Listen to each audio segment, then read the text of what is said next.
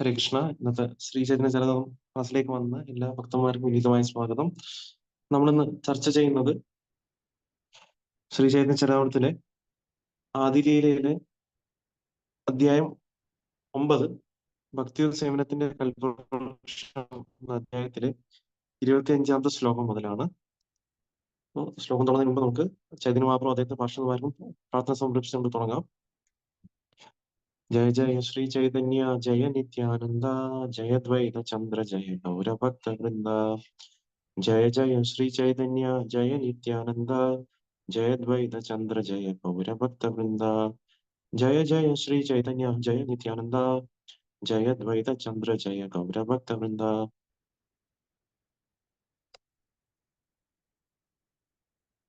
ശ്രീ ചൈതന്യ ചരിതം ആദിലീല അധ്യായം 9 ശ്ലോകം 25. ഉടുംബരവൃക്ഷയേന ഫലേ സർവ അംഗേ ഏയ് മത ഭക്തി വൃക്ഷേ സർവത്ര ഫലലാഗേ. ഉടുംബരവൃക്ഷയേന ഫലേ സർവ അംഗേ ഏയ് മത ഭക്തി വൃക്ഷേ സർവത്ര ഫലലാഗേ. ഉടുംബരവൃക്ഷയേന ഫലേ സർവ അംഗേ ഏയ് മത ഭക്തി വൃക്ഷേ സർവത്ര ഫലലാഗേ. ശബ്ദാർത്ഥം: ഉടുംബരവൃക്ഷ അത്തിമരം, ഏന എന്ന പോലെ, ഫലേ ഫലങ്ങൾ, സർവ എല്ലാം, അംഗേ അവയവങ്ങൾ, ഏയ് ഈ, മത പോലെ, ഭക്തി വൃക്ഷേ ഭക്തിവൃക്ഷത്തിൽ, സർവത്ര എല്ലായിടത്തും, ഫല ഫലം, ലാഗേ കാണപ്പെടുന്നു. വിവർത്തനം ഭാവാർത്ഥം: കൃഷ്ണ കൃപാമൂർത്തി ശ്രീ ശ്രീമദ് അഭയചരണ അരവിന്ദ് ഭക്തിവേദാന്ത സ്വാമി പ്രഭുപാദ് ശീല പ്രഭുപാദ് കി ജയ്. വിവർത്തനം: ഒരു വലിയ അത്തിമരത്തിന്റെ എല്ലാ ഭാഗങ്ങളിലും ഫലങ്ങൾ കായ്ക്കുന്നത് പോലെ ഭക്തിവൃക്ഷത്തിന്റെ എല്ലാ ഭാഗങ്ങളിലും ഫലങ്ങൾ ഉണ്ടായി. ഭാവാർത്ഥം: ഭക്തിയുത സേവനത്തിന്റെ ഈ വൃക്ഷം ഈ ഭൗതിക ലോകത്തിലെ അല്ല, അത് ആധ്യാത്മിക ലോകത്തിൽ വളരുന്നു. അവിടെ മരത്തിന്റെ വിവിധ ഭാഗങ്ങൾ തമ്മിൽ വ്യത്യാസമില്ല.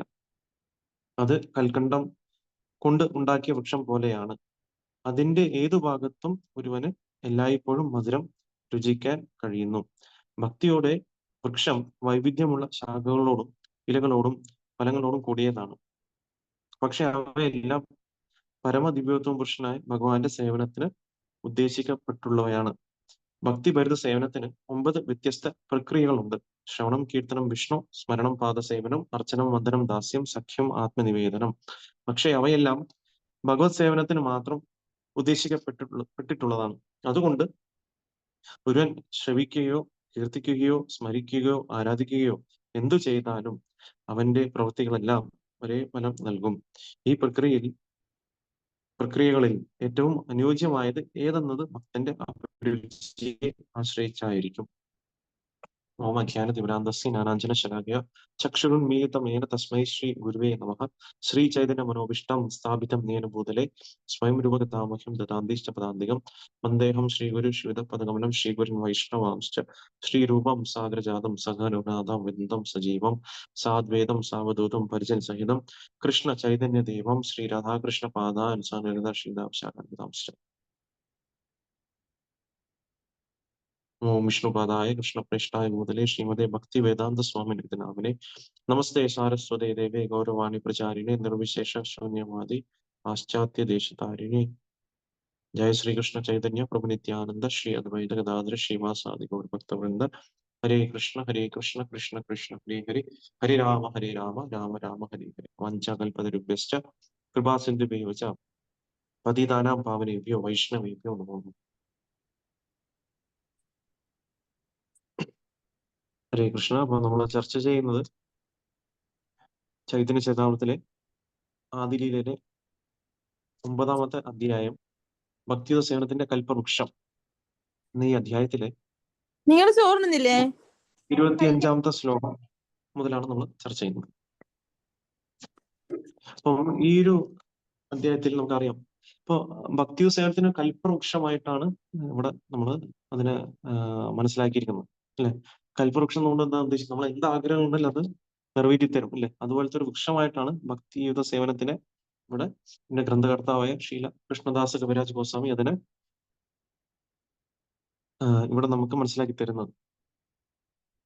അപ്പം അപ്പൊ ഈ ഒരു ശ്ലോകത്തിൽ നമ്മൾ വായിച്ചു വന്ന സമയത്തിൽ അപ്പൊ ഒരു മരത്തിൽ എങ്ങനെയാണോ ശാഖകൾ ഉപശാഖകളൊക്കെ ഉള്ളല്ലേ, ഇലകളൊക്കെ ഉള്ളതുപോലെ തന്നെ ഇവിടെ ഇന്നത്തെ ഈ ശ്ലോകത്തിൽ നമുക്ക് മനസ്സിലാക്കാൻ സാധിക്കും എങ്ങനെയാണ് ഈ ഒരു അത്തിമരം അല്ലെ, അത്തിമരത്തിൽ അതിന്റെ എല്ലാ ഭാഗങ്ങളിലും ഫലങ്ങൾ കായ്ക്കും. ആക്ച്വലി നമ്മൾ നോക്കുകയാണെങ്കിൽ ഏത് ഭാഗം എടുത്താലും അതിൽ ഫലങ്ങൾ കായ്ക്കും. അതുപോലെ തന്നെയാണ് ഈ ഒരു ഭക്തിവൃക്ഷത്തിന്റെ എല്ലാ ഭാഗങ്ങളിലും ഫലങ്ങൾ ഉണ്ടാവുന്നതാണ് ഇതിൽ മനസ്സിലാക്കിയത്. അപ്പൊ നമുക്ക് നോക്കാം എന്താണ് ഇതുകൊണ്ട് ഉദ്ദേശിക്കുന്നത്. അപ്പം നമ്മൾ നമ്മൾ സാധാരണ ഗതി ചിന്തിക്കുന്ന സമയത്ത് ഒരു വൃക്ഷം എന്ന് പറയുമ്പോൾ നമ്മുടെ മനസ്സിൽ ഒരു ധാരണ ഉണ്ടാവും അല്ലെ. നമ്മള് ഭൗതിക ലോകത്തിലുള്ള വൃക്ഷം എന്ന് പറയുമ്പോൾ അറിയാലേ അതിനൊരു നമ്മൾ നോക്കുകയാണെന്നുണ്ടെങ്കിൽ അതിന് നമുക്കറിയാം പല പല ശാഖകൾ, ഉപശാഖകൾ, പിന്നെ അതിലെ ഇലകൾ, പൂക്കൾ ഒക്കെ ഉണ്ടാവും അല്ലെ. അപ്പൊ അതിന് എല്ലാത്തിനും ഒരേപോലെ നമുക്ക് രുചി അനുഭവിക്കാൻ സാധിക്കില്ല അല്ലെ. ഒരു മരം എടുക്കുന്ന സമയത്ത് തന്നെ അതിൽ നട്ടുപിടിപ്പിച്ച് അത് വളർന്ന് വന്ന് ശാഖകളെ, ഉപശാഖകളെ, അത് ഇലകൾ വന്നു, കുറച്ച് പൂക്കൾ വന്നു, പിന്നെ കായ്കൾ വന്നു. അത് പഴുത്തു കഴിയുമ്പോഴാണ് നമുക്ക് മധുരമായിട്ട് എന്തെങ്കിലും ഒരു ഫലം കിട്ടുന്നത്. പക്ഷെ ഈ ഒരു ഭക്തിയുത സേവനത്തിന്റെ വൃക്ഷം എന്ന് കൊണ്ട് ഉദ്ദേശിക്കുന്നത് അതിലെ എല്ലാ ഭാഗങ്ങളിലും മധുരമാണ് എന്നാണ് ഉദ്ദേശിക്കുന്നത് അല്ലെ. അപ്പൊ അതിന്റെ ഏത് ഭാഗത്തും ഒരുവന് എല്ലായ്പ്പോഴും മധുരം രുചിക്കാൻ കഴിയുന്നു എന്ന് പറയുന്നത്. അപ്പൊ നമ്മൾ നോക്കുകയാണെന്നുണ്ടെങ്കിൽ നമ്മൾ ഒരു രസഗുലയോ അല്ലെങ്കിൽ ഗുലാബ് ജാമുനോ നമ്മൾ എടുത്ത് കഴിക്കുകയാണെന്നുണ്ടെങ്കിൽ അതിന്റെ ഏത് ഭാഗത്ത് നമ്മൾ കടിച്ചാലും നമുക്ക് മധുരം അറിയാൻ സാധിക്കും അല്ലെ. അതുപോലെ തന്നെയാണ് ഭക്തി എന്ന് പറയുന്നത്. ഭക്തിയും നമുക്ക് ഏത് ഭാഗം അതിന്റെ എന്തൊരു വശം എടുത്താലും, ഇപ്പൊ ഭക്തി സേവനത്തിൽ ഏതൊരു അംഗം നമ്മൾ എടുത്തു കഴിഞ്ഞാലും, നമ്മൾ നവവിധ ഭക്തിയെ പറ്റി ഇവിടെ പറയുന്നുണ്ട്. അപ്പൊ അതിൽ ഏതൊരു സേവനം എടുത്താലും അതിലൊക്കെ നമുക്ക് നമുക്ക് ഭഗവത് ഭക്തിയുടെ ആ രുചി അറിയാൻ സാധിക്കുന്നതാണ് അതിൽ പറയുന്നത്. അപ്പൊ നമുക്ക് പല പല സേവനങ്ങൾ ഭക്തിയിലുണ്ട്. ശ്രവണം അല്ലെ, ഭഗവാനെ പറ്റി കേൾക്കുക, പിന്നെ കീർത്തനം അല്ലെ, ഭഗവാനെ പറ്റി കീർത്തനം അല്ല. നമ്മൾ കീർത്തനം എന്ന് പറയുമ്പോൾ എന്താണ്, രണ്ട് വിധത്തിൽ കീർത്തനം ചെയ്യാം. നമുക്ക് നാമജപം ചെയ്യുന്നത്, സങ്കീർത്തനം ചെയ്യുന്നതും കീർത്തനമാണ്. അതുപോലെ തന്നെ നമ്മൾ ഭഗവാനെ പറ്റി ഇന്നൊരാൾക്ക് പറഞ്ഞു കൊടുക്കുന്നതും കീർത്തനമാണ്. പിന്നെ അടുത്ത എന്താണ്, പിന്നെ വിഷ്ണു സ്മരണം അല്ലെ, പിന്നെ ഭഗവാന്റെ പാദസേവനം, അർച്ചനം, വന്ദനം, ദാസ്യം, ഇങ്ങനെ നമുക്ക് 9 തരത്തിലുള്ള നവവിധ ഭക്തിയുണ്ട്. ഇതിൽ എന്തൊരു കാര്യം നമ്മൾ ചെയ്താലും അത് നമ്മൾ നോക്കുകയാണെന്നുണ്ടെങ്കിൽ ഭഗവത് സേവനത്തിന് മാത്രം ഉദ്ദേശിച്ചിട്ടുള്ള കാര്യമാണ് ഈ കാര്യങ്ങൾ നമ്മൾ പറയുന്നത്. അപ്പൊ അതെല്ലാം ആക്ച്വലി എന്താണ്, പരമദേവത പുരുഷ സേവനത്തിനുള്ള പല വഴികളാണ് ആക്ച്വലി നോക്കുന്നത്. വിധങ്ങളാണ്, 9 തരത്തിലുള്ള വിധങ്ങളാണ് ഇതിൽ പറയുന്നത്. അപ്പൊ അതുകൊണ്ട് എന്ത് രീതിയിൽ നമ്മൾ അല്ലെ, നമ്മൾ ഏതൊരു കാര്യം ഭഗവാൻ റിലേറ്റഡ് ആയിട്ട് എന്തൊരു കാര്യം ചെയ്താലും നമുക്ക് ആക്ച്വലി ഭഗവാനെ അവിടെ സംതൃപ്തിപ്പെടുത്താൻ സാധിക്കും. അപ്പോൾ അതുകൊണ്ട് നമുക്ക് എന്ത് സംഭവിക്കും, അതിലൂടെ നമുക്ക് ഭക്തിയുടെ രുചി നമുക്ക് നുകരാൻ സാധിക്കുന്നതാണ് ഇവിടെ കൃഷ്ണദാസ് കവിരാജ് ഗോസ്വാമി നമുക്ക് പറഞ്ഞു തരുന്നത്. ശ്രീല പ്രഭുപാദ ഈ ഭാവാർത്ഥത്തിൽ പറയുന്നു, അതുകൊണ്ട് ഒരുവൻ ശ്രമിക്കുകയോ കീർത്തിക്കുകയോ സ്മരിക്കുകയോ ആരാധിക്കുകയോ എന്തു ചെയ്താലും അവന്റെ പ്രവൃത്തികളെല്ലാം ഒരേ ഫലം നൽകും അല്ലെ. നമുക്ക് ഒരിക്കലും പറയാൻ പറ്റില്ല.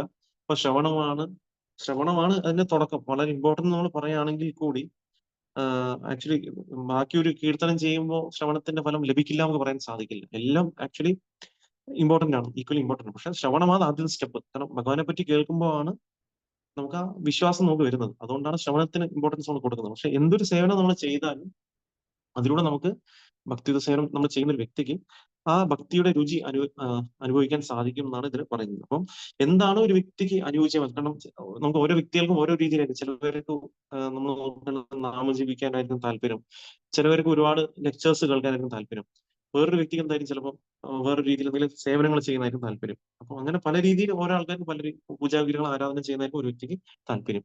അപ്പൊ ഓരോ വ്യക്തികൾക്കും ഒരു രുചി അവർക്ക് ഉണ്ടാവും. അപ്പൊ എന്താണ് നമുക്ക് നമ്മുടെ ഉദ്ദേശം എന്താണ്, നമുക്ക് എങ്ങനെ ഭഗവാനെ പറ്റി സദാ സമയം ഓർക്കാൻ സാധിക്കുക. അപ്പൊ അതിനെ സഹായിക്കുന്ന എന്തൊരു സേവനമാണോ ഉത്തമം, അത് നമ്മൾ ചെയ്യാനുള്ള കാര്യമാണ് ഇതിൽ പറയുന്നത്. അപ്പൊ അതുകൊണ്ട് നമുക്ക് ചില കാര്യങ്ങൾ ചെയ്യാൻ എളുപ്പം ഉണ്ടെങ്കിൽ, അല്ലെങ്കിൽ ചില കാര്യത്തിനോട് നമുക്ക് രുചി ഉണ്ടെങ്കിൽ ആ കാര്യം നമുക്ക് ചെയ്തുകൊണ്ട് ഭഗവാനെ സ്മരിക്കാം. കാരണം അതാണ് എല്ലാ ആക്ച്വലി ശാസ്ത്രങ്ങളുടെ ഉദ്ദേശം. സ്മാർത്തവ്യം ഹി സതതം വിഷ്ണു വിസ്മാർത്തവ്യം ഹി ജാതുചിത് സർവേ വേദ വിധി നാശോ ഏതയോ ദേവകിങ്കര. അപ്പൊ എന്താണ് പറയുന്നത്, അപ്പം സ്മാർത്തവ്യം സതതം വിഷ്ണു വിസ്മാർത്തവ്യം ജാതുചിത്. അപ്പൊ നമ്മളെ ഉദ്ദേശം എന്താണ്, സദാസമയം ഭഗവാനെ പറ്റി ഓർക്കുക, ഒരു സമയം കൂടി ഭഗവാനെ പറ്റി മറക്കാതിരിക്കുക. അതാണ് പറയുന്നത്. അതാണ് എല്ലാത്തിന്റെ ഉദ്ദേശം. നമ്മൾ ചെയ്യുന്ന നമ്മൾ ചെയ്യുന്ന ഈ ഒരു ഭക്തി സേവനത്തെ പല പല പ്രക്രിയകൾ നമുക്കുണ്ട്. ഈ പ്രക്രിയകളിലൂടെയൊക്കെ ഉദ്ദേശം എന്താണ്, ഭഗവാനെ പറ്റി ഓർക്കാനുള്ള കാര്യമാണ്. നമ്മൾ ചെയ്യുന്ന ഉദ്ദേശം എന്താണ്, ഭഗവാനെ പറ്റി ഓർക്കുക, ഭഗവാന് സന്തോഷം കൊടുക്കാനുള്ള കാര്യമാണ് അതുകൊണ്ട് ചെയ്യുന്നത്. അപ്പൊ അതാണ് നമ്മുടെ ഉദ്ദേശം. അപ്പൊ ബാക്കി ചെയ്യുന്ന സർവേ വേദ വിധി നാശോ ഏതയോ ദേവകിങ്കര. അപ്പൊ നമ്മൾ ബാക്കിയൊക്കെ ചെയ്യുന്ന നമ്മൾ ഒരുപാട് എന്തൊക്കെയാ നിയമങ്ങളും അല്ലെ, റൂൾസ് ആൻഡ് റെഗുലേഷൻസ് നമ്മൾ ഫോളോ ചെയ്യും. അപ്പൊ ഇതിന്റെ ഉദ്ദേശം എന്താണ്? നമ്മൾ ഈ റൂൾസ് ആൻഡ് റെഗുലേഷൻസ് ഒക്കെ ഫോളോ ചെയ്തിട്ട് ഭഗവാനെ പറ്റി ഓർത്തില്ല എന്നുണ്ടെങ്കിൽ അതുകൊണ്ട് ആ റൂൾസ് ആൻഡ് റെഗുലേഷൻസിനെ കൊണ്ട് ഒരു ഉപയോഗമില്ല. പക്ഷെ അതേ സമയത്ത് ഈ റൂൾസ് ആൻഡ് റെഗുലേഷൻസ് നമ്മൾ എന്താ ചെയ്യുന്നത്? നമുക്ക് ഭഗവാനെ പറ്റി ഓർക്കാൻ വേണ്ടിയിട്ടാണ് നമ്മൾ അത് ഹെൽപ്പ് ചെയ്യുന്നത് അല്ലെ. 44 യമനിയമങ്ങൾ നമ്മൾ പറയാറുണ്ട്. അപ്പൊ യമനിയമങ്ങൾ കൊണ്ട് ഉദ്ദേശിക്കുന്നത് എന്താണ്? അപ്പൊ അതുകൊണ്ട് എന്ത് ചെയ്യും? ആ യമനിയമങ്ങൾ പാലിക്കുന്ന ഒരു വ്യക്തിക്ക് ഭഗവാനെ പറ്റി ഓർക്കാൻ ഉള്ളൊരു കുറച്ചുകൂടി എളുപ്പമായിട്ട് ഓർക്കാൻ സാധിക്കും. അതേസമയത്ത് നിയമനിയമങ്ങൾ പാലിക്കാത്ത ഒരു വ്യക്തിക്ക് എന്ത് സംഭവിക്കും? നമ്മളെ പറ്റി ഓർക്കാൻ നമുക്ക് സമയം ഉണ്ടാവും. എന്റെ സന്തോഷം, എന്താ സന്തോഷം എന്നുള്ള ചിന്ത മാത്രമേ ഉണ്ടാവും. പക്ഷെ നിയമനിയമങ്ങൾ പാലിക്കുന്ന ഒരു വ്യക്തി എന്താ ചിന്തിക്കുന്നത്? ഇപ്പൊ ഞാൻ ഇത് ഭഗവാന്റെ തൃപ്തിക്ക് വേണ്ടിയിട്ടാണ് ഇത് ചെയ്യുന്നത് എന്നുള്ള ബോധത്തോടെ അത് ചെയ്യും. അപ്പൊ ഏതയോ ദേവ കിങ്കര. അപ്പൊ ഇതൊക്കെ എന്താണ്? ഈ റൂൾസ് ആൻഡ് റെഗുലേഷൻസ് എന്നൊക്കെ പറയുന്നത് എന്താണ്? ഇതിന്റെയൊക്കെ ഏതയോ ദേവ കിങ്കര സെർവൻസ്. അപ്പൊ എന്താണ്? അപ്പൊ ഈ ഈ ഈ രണ്ട് പ്രിൻസിപ്പിൾസ് അല്ലെ, നമ്മൾ എപ്പോഴും ഭഗവാനെ പറ്റി ഓർക്കുക, ഒരിക്കലും ഭഗവാനെ പറ്റി മറക്കാതിരിക്കുക. ഈ രണ്ട് കാര്യങ്ങളെ ഈ രണ്ട് കാര്യങ്ങൾക്ക് വേണ്ടിയിട്ടാണ് ബാക്കിയുള്ള എല്ലാ റൂൾസ് ആൻഡ് റെഗുലേഷൻസും നമ്മൾ ഉണ്ടായിരിക്കുന്നത്. അതിന്റെ സേവകന്മാരാണ് എന്ന കാര്യമാണ് ശാസ്ത്രങ്ങൾ പറയുന്നത്. അപ്പൊ നമ്മൾ മനസ്സിലാക്കുക, നമ്മൾ ചെയ്യുന്ന ഓരോ കാര്യങ്ങളും ഇത് ഭഗവാനെ ഓർക്കാൻ വേണ്ടിയിട്ടാണ് ഉള്ള കാര്യത്തോടെ നമ്മൾ ഭഗവാന് വേണ്ടിയിട്ടാണ് നമ്മൾ ആ ഓർമ്മയോടെ നമ്മൾ ചെയ്യുകയാണെന്നുണ്ടെങ്കിൽ നമുക്കത് കൂടുതൽ നമുക്ക് ചെയ്യാൻ സാധിക്കും. അപ്പൊ അതുകൊണ്ട് നമ്മൾ എന്താ ചെയ്യാം? നമ്മൾ എന്തൊരു സേവനം ചെയ്യുന്നതിന് തൊട്ട് മുമ്പായിട്ടും ഭഗവാന്റെ അടുത്ത് പ്രാർത്ഥിക്കുക. എനിക്ക് ഈ ചെയ്യുന്ന സേവനം കൊണ്ട് ഞാൻ അങ്ങയെ തൃപ്തിപ്പെടുത്തണമേ, അങ്ങയെ പറ്റി ഓർക്കാൻ സാധിക്കണമേ എന്നുള്ള ചിന്തയോടെ നമ്മൾ ചെയ്യണം. അല്ലെങ്കിൽ നമുക്ക് എന്ത് തോന്നും? അതൊരു കുറെ കഴിയുമ്പോൾ നമുക്കൊരു യാന്ത്രികമായിട്ടത് മാറും കുറെ നാൾ കഴിയുമ്പോൾ. അപ്പൊ അതാണ്. അപ്പൊ നമുക്ക് എന്താണ് യോജിച്ചത് അത് മനസ്സിലാക്കിയിട്ട് അതിനനുസരിച്ച് നമ്മൾ പ്രാക്ടീസ് ചെയ്യാൻ ശ്രമിക്കുക എന്നുള്ളത് ഇതിൽ പറയുന്നു. അപ്പൊ നമുക്ക് ശ്രമിക്കാനാണ് താല്പര്യം, കൂടുതൽ നമ്മൾ ശ്രമിക്കുക. പക്ഷെ അതേ സമയത്ത് നമുക്ക് പ്രഭുപാദ് തന്ന ഒരു മിനിമം ബേസിക് ആയിട്ടുള്ള ഒരു കാര്യമുണ്ട്. എന്താണ്? 16 മാല കുറഞ്ഞത് നമ്മൾ മുടങ്ങാതെ ജപിക്കുക. 4 യമങ്ങൾ പാലിക്കുക എന്നുള്ളത് ബേസിക് ആയിട്ടുള്ള റൂളാണ്. അത് നമ്മൾ പാലിച്ചുകൊണ്ട് ബാക്കിയുള്ളത് ചെയ്യാം. അപ്പൊ ഓരോ വ്യക്തികൾക്ക് ഓരോ അഭിരുചി ഉണ്ടാവായിരിക്കും. ചിലവർക്ക് പുസ്തകം വായിക്കാനായിരിക്കും രുചി, ചിലവർക്ക് ചിലപ്പോൾ ഭഗവാനെ പറ്റി കേൾക്കാനാണ് രുചി. അപ്പൊ ഏത് രീതിയിലാണോ നമുക്ക് ഭഗവാനെ പറ്റി ഓർക്കാൻ ഹെൽപ്പ് ചെയ്യുന്ന ആ ഒരു പ്രോസസ്സ് നമ്മൾ ഫോളോ ചെയ്യാനുള്ള കാര്യമാണ് ഇതിൽ പറയുന്നത്. അപ്പം അതുകൊണ്ട് നമ്മൾ എന്തൊരു ഭക്തി സേവനത്തിന്റെ ഏതൊരു പാത നമ്മൾ എടുത്താലും അതെന്താണ്? അത് അതിലെല്ലാത്തിനും ഫലമുണ്ട്. എന്താണ്? അതിലൂടെ നമുക്ക് ഭക്തിയുടെ രുചി നമുക്ക് ആസ്വദിക്കാൻ സാധിക്കും എന്നുള്ള കാര്യമാണ്. കാരണം സാധാരണ ഒരു മരത്തിലാണെന്നുണ്ടെങ്കിൽ നമുക്ക് ഫലം എന്ന് പറയുന്ന ഒരു ഭാഗത്തിൽ മാത്രമേ ഉണ്ടാവൂ. പക്ഷെ ഇവിടെ എന്താണ്? ഈ ഭക്തിയുത സേവനത്തിന്റെ ഈ വൃക്ഷത്തിന്റെ എല്ലാ ഭാഗത്തിലും നമുക്ക് ഫലങ്ങളാണ് കാണാൻ സാധിക്കുക. ആ ഫലങ്ങളാണ് നമ്മുടെ നവവിധ ഭക്തി എന്ന രീതിയിലാണ് ഇതിൽ പറയുന്നത്. ഇനി അടുത്ത ശ്ലോകത്തിലോട്ട് കിടക്കാം. ശ്ലോകം 26. മൂലസ്കന്ധേര ശാഖ ആര ഉപശാഖ ഗണേ लागीला ये प्रेम फल अमृतेग जीने. ശബ്ദാർത്ഥം: മൂലസ്കന്ധേര മുഖ്യ തായ്തടിയുടെ ശാഖകൾ ആര ഉപശാഖ ഗണേ ഉപശാഖകൾ ലകില അത് വളരുന്നത് പോലെ ഈ അത് പ്രേമഫല പ്രേമത്തിന്റെ ഫലം അമൃത് അമൃത് അമൃതക്കെ ജീനെ അത്തരമൊരു ഫലം അമൃതിനെ കീഴടക്കുന്നു. വിവർത്തനം: ശ്രീകൃഷ്ണ ചൈതന്യ പ്രഭു മൂലസ്കന്ധമായിരുന്നതിനാൽ ശാഖകളിലും ഉപശാഖകളിലും വളർന്ന ഫലങ്ങളുടെ രുചി അമൃതത്തെ പോലും കവച്ചു വെച്ചു. ശ്ലോകം 27.